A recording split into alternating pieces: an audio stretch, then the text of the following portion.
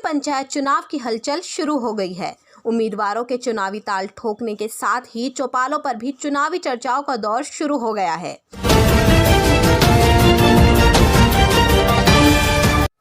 नमस्कार, एक बार फिर स्वागत है आपका गांव की सरकार प्रोग्राम में। आज हम पहुंचे हैं गाजियाबाद के भोजपुर गांव में।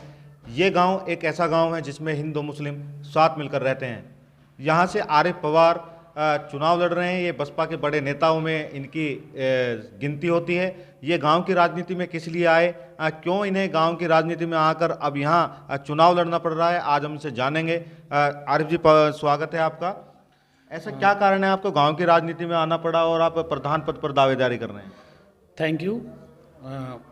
मेरा गांव में अपने गांव को एक डेवलप करने का एक मन में मैंने ठाना और 98 में मेरे गांव ने मेरा सहयोग किया और सहयोग में मुझे फर्स्ट टाइम मेरे गांव ने मुझे बीडीसी मेंबर बनाया, जो ब्लॉक डेवलपमेंट कमेटी का एक सदस्य होता है।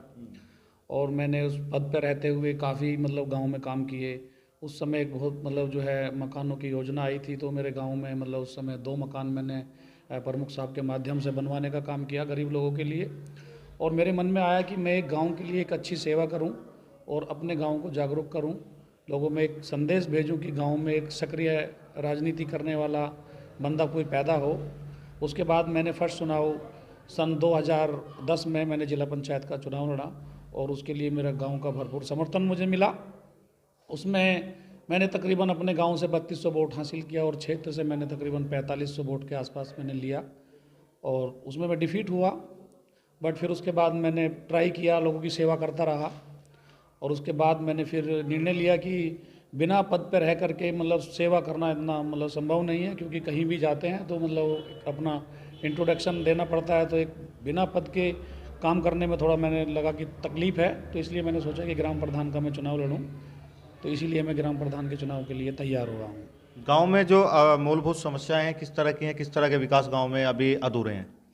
देखिए, मैं अपने दोस्तों के साथ मैंने एक भोजपुर पब्लिक स्कूल बनाने का निर्णय लिया और ये हमने 2013 में एक भोजपुर पब्लिक स्कूल बना करके लोगों को संदेश दिया कि हम गांव में किस तरह की सोच रखते हैं और शिक्षा का संदेश देने का मैंने जो है पुरजोर जो है किया और भोजपुर पब्लिक स्कूल बना करके हमने उसको तैयार किया और बच्चों को पढ़ाने का, शिक्षा देने का काम किया।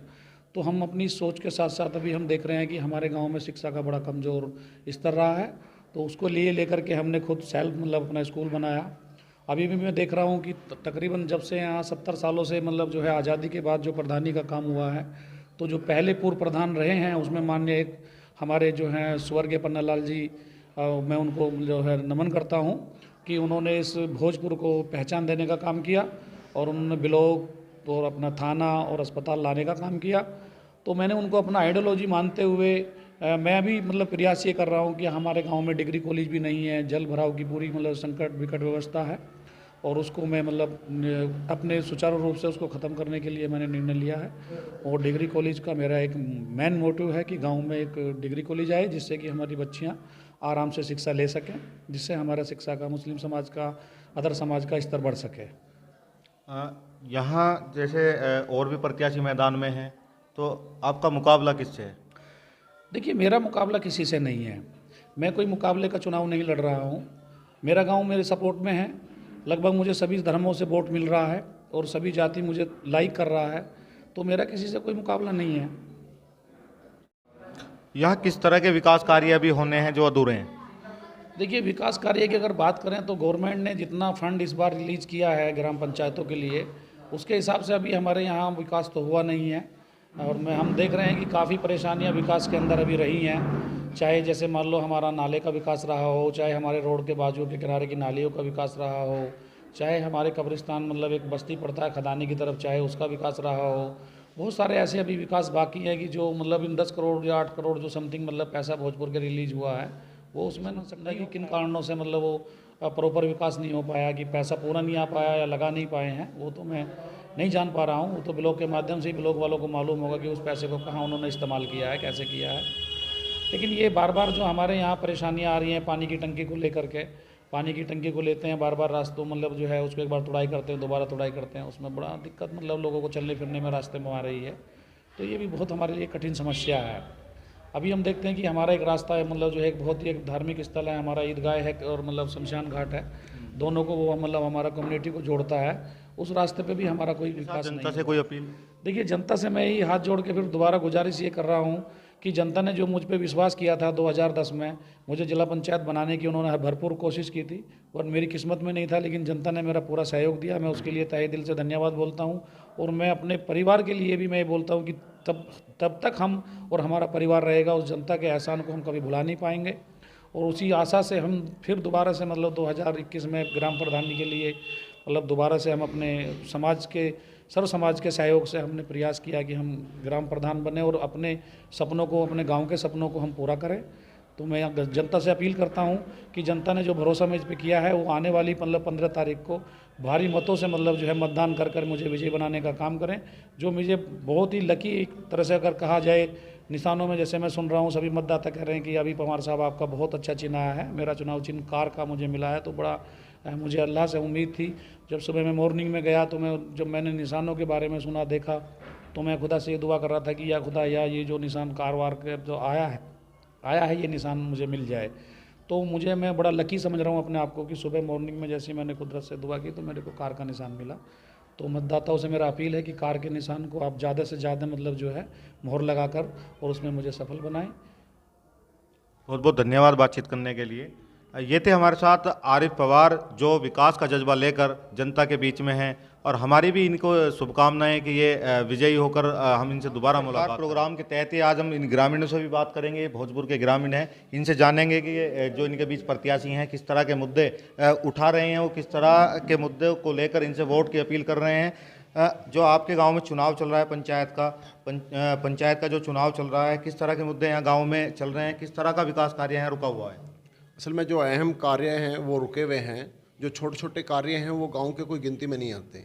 नाली खरंजे के तो सभी लोग कर देते हैं, जैसे अहम मेन रास्ते हैं या नाले हैं, विकास के रास्ते बाहर के हैं गांव के जाने वाले, वो कोई भी विकास हुआ ही नहीं है गांव का। लेकिन कोई शिक्षित के लिए भी कोई चीज़ नहीं है, कोई स्कूल आ जाए या कुछ आ जाए, ऐसा कुछ कार्य नहीं हुआ है। तो वही नाली खरंजों के मुद्दे हैं, वही हुए हैं बस, और कुछ। तो ऐसा जो अब चुनाव मैदान में जो प्रत्याशी हैं, ऐसा कोई प्रत्याशी आपके बीच है जो इस तरह के काम को करवाने का वादा कर रहा हूँ? हाँ, हम लाए हैं आरिफ पवार को। ऐसा वो पढ़ा लिखा लड़का है और शिक्षित भी है और इस काम को करवाएगा भी, हिम्मत भी रखता है। हम उसको लाए हैं आरिफ पवार को। और भी लोग हैं हमारे साथ। अगर हम शिक्षा की बात करें, जो शिक्षा का स्तर है भोजपुर का, वो किस तरह का है, किस तरह की शिक्षा यहाँ बच्चों को मिलती है, कहाँ तक की शिक्षा यहाँ बच्चे प्राप्त करते हैं? भोजपुर में तो बच्चों की शिक्षा सही है वैसे तो, लेकिन काम के बारे में हम बताते हैं। काम जो है, जो कुछ उन्होंने करवाए हैं, कुछ खरंजे तो करवाए हैं, लेकिन बाकी खरंजे बेकार पड़े हैं। जैसे कब्रिस्तानों में जाने के लिए परेशानी होती है हमें, तो मैयत ले जाते हैं तो गारा ज़्यादातर रहती है वहाँ, और वहाँ कोई खरंजा नहीं बना। और अपने खेतों पे हम खदाना है, वहाँ चावंड भी है, उस पर जाते हैं, कब्रिस्तान भी है वहाँ कोई विकास नहीं हुआ, ना कोई खरंजा हुआ, वहाँ परेशानी आती है बहुत ज़्यादा। और इसीलिए हमने आरिफ पवार को चुना है और उसको ज़्यादा से ज़्यादा वोट देंगे। और भी लोग हैं हमारे साथ, इनसे भी हम बात करेंगे। जैसे यहाँ मेरा मेन जो सवाल था, अभी पहले भी मैंने पूछा कि जो शिक्षा है, खासकर जो छात्राएं हैं, लड़कियां हैं, वो शिक्षा लेने, जो उच्च शिक्षा है वो लेने के लिए गांव में भोजपुर में ही व्यवस्था है या बाहर जाना पड़ता है? मोदी नगर जाना पड़ता है उच्च शिक्षा के लिए, बच्चों को मोदी नगर जाना पड़ता है। यहाँ इंटर का कॉलेज है, जो बच्चे यहाँ इंटर पास करने के बाद में और फिर मोदी नगर प्रतिनिधि हैं जो यहाँ के प्रधान बनते हैं, कभी प्रयास किया उन लोगों ने कि यहाँ डिग्री कॉलेज बने? इस तरह का किसी ने कोई प्रयास नहीं किया और ना ही कोई यहाँ कॉलेज का कोई सिलसिला उठा। यहाँ कहीं ना कहीं भोजपुर विकास खंड है, लेकिन बावजूद इसके यहाँ पानी की निकासी की सबसे बड़ी समस्या है। कहीं ना कहीं आरिफ पवार पर इस बार विश्वास है और देखते हैं 2 मई को जो रिजल्ट होगा वो किसके पक्ष में आता है। आज के इस खास एपिसोड में इतना ही। मिलते हैं एक नए जगह, नई मुलाकात के साथ। तब तक के लिए धन्यवाद। अगर आपको ये वीडियो अच्छी लगी हो तो वीडियो को लाइक करें और अपने विचार हमें कमेंट कर बताएं। साथ ही साथ इसी प्रकार की और वीडियो देखने के लिए चैनल को सब्सक्राइब कर बेल आइकन प्रेस कर दें।